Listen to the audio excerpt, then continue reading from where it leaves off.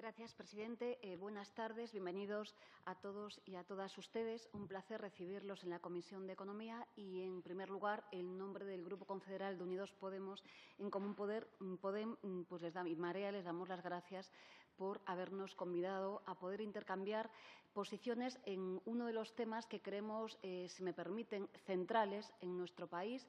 Seguramente la parte pasiva tiene que ver con la defensa de las pensiones, pero digamos que la parte activa tiene un debe muy poderoso en España, que es justamente con la definición o el rediseño de cuáles son las tareas industriales a las que nos vamos a dedicar.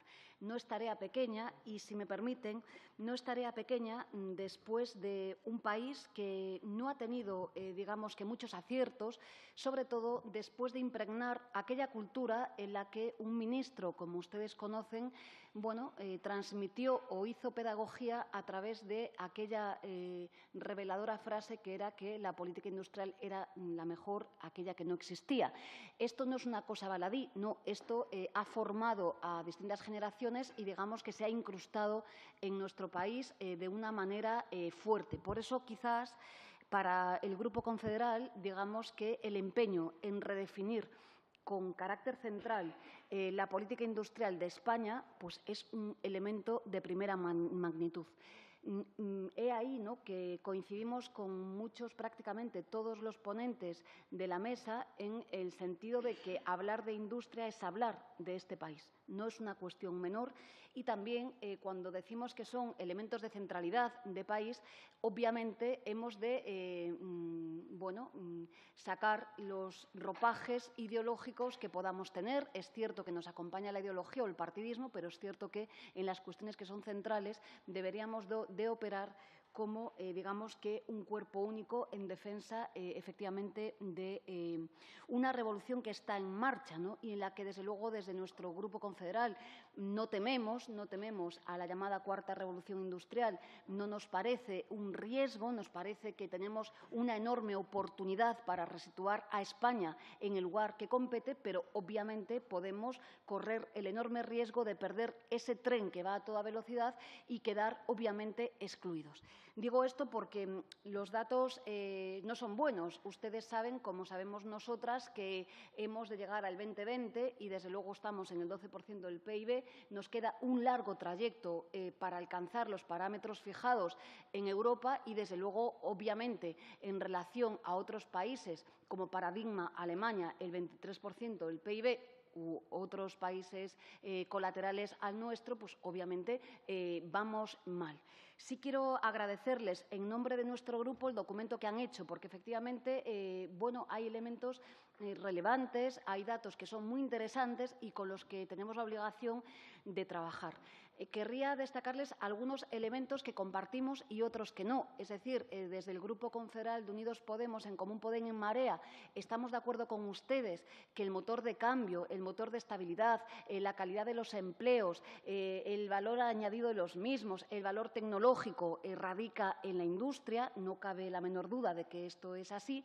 Pero, de forma contradictoria, ustedes, después de afirmar que son puestos de trabajo indefinidos en un 78% y demás, es decir, que gozamos, digamos, pues quizás el único aspecto en el mundo laboral de cierta estabilidad, nosotros, con todo respeto, creemos que ustedes concluyen erróneamente. Es decir, no es coherente esta primera afirmación del texto con, en las conclusiones, pedir que se flexibilice más el mercado de trabajo o que vayamos a una senda de persecución al absentismo laboral, cuando ustedes saben, como lo sabemos nosotras, que en España el absentismo laboral supone un porcentaje ínfimo con escasa relevancia, es decir, no es una preocupación para la materia que nos ocupa. Después también tenemos discrepancias y aciertos con ustedes en el sentido de que efectivamente hacen consideraciones y aseveraciones muy relevantes, y es que hemos de incardinarnos con efectivamente la digitalización de la economía productiva y adentrarnos en otras partes de la economía colaborativa, circular y demás. Claro que sí, pero esto supone un cambio de las dinámicas en nuestro país.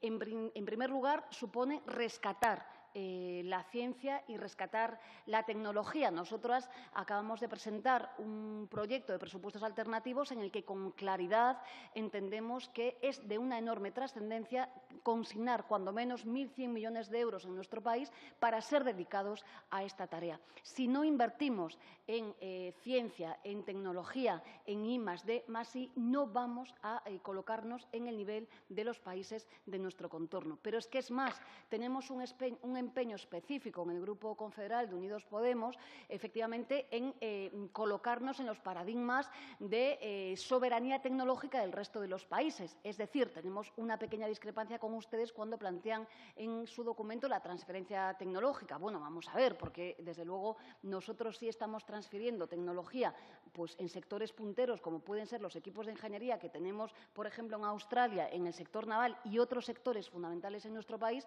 pero obviamente, desde luego, esto no es lo que están haciendo el resto de los países que tenemos en nuestro entorno. De tal manera que lo que creemos es que tenemos que ser un país en el que de una vez por todas definamos con una mirada larga, es decir, pues a 20 años, con una enorme generosidad, por eso creemos que es un proyecto de país, digamos que a qué nos vamos a dedicar y, desde luego, para nosotras adquiere una relevancia extraordinaria la tecnología y el ser productores de, no dependientes de Alemania, de Francia, de los países de nuestro entorno. Nos gustaría tener una Siemens en España u otras empresas semejantes. Coincidimos con ustedes en algunas cuestiones que tienen que ver con dos preocupaciones gruesas y les acompañamos porque tienen razón.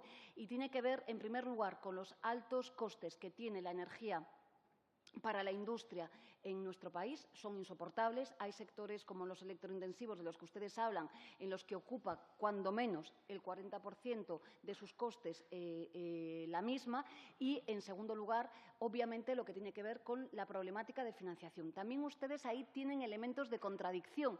Nosotros, como saben ustedes, nuestro grupo sí defiende operadores públicos y financiaciones no convencionales, como piden, por cierto, sectores relevantes, clústeres muy relevantes en nuestro país, y con polos públicos relevantes. Ustedes destacan países que tienen bancos públicos, hablan particularmente de Alemania, con un enorme acierto, y hablan también de Brasil y de otros países, pero curiosamente después se inclinan por, por otra banca que no tiene nada que ver con esto. Sí, nosotros creemos que para ese cambio industrial en nuestro país hay que tener un polo público de intervención en las finanzas. Si no nos es posible, podemos ver los datos, no tengo tiempo, que se publican, de pérdidas de cierres aún en día de empresas, que sencillamente cierran porque no tienen financiación. Y en lo que tiene que ver con la energía también tenemos bastantes matices, porque habría cuestiones en las que estamos de acuerdo. Por ejemplo, en lo que tiene que ver con el precio de la energía, lo que tiene que ver con las electrointensivas.